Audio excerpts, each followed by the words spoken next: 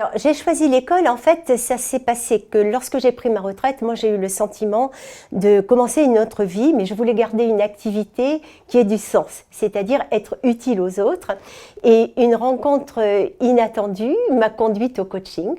J'ai donc cherché une école, et ce qui m'a séduit dans l'école supérieure de coaching, c'est ce qui était annoncé en termes de temps et en termes de contenu.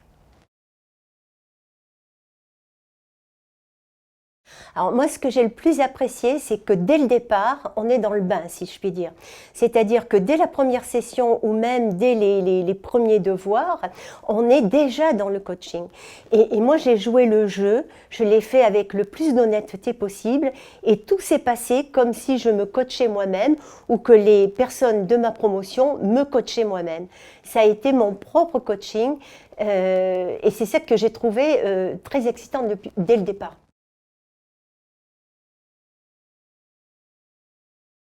Moi, j'ai beaucoup apprécié le présentiel et j'ai aussi apprécié l'écoute de Geneviève qu'on avait au téléphone lorsqu'on en avait besoin.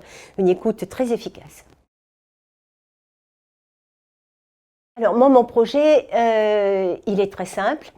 Il est de coacher les personnes qui sont sur le point de partir à la retraite ou qui sont déjà à la retraite pour rebondir, pour que la retraite soit pour eux, pour ces personnes, une seconde vie. Que ça soit une renaissance, comme ça l'est pour moi d'ailleurs. Hein. C'est pour ça que moi je suis crédible, c'est parce que je vis ce que j'offre.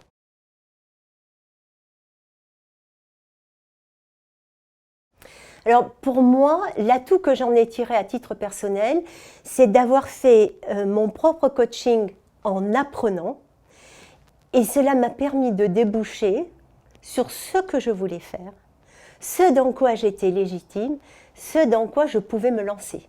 Donc à la fin de la session, à la fin de la formation, moi j'avais une idée de ce que j'allais faire. Enfin une idée même bien construite.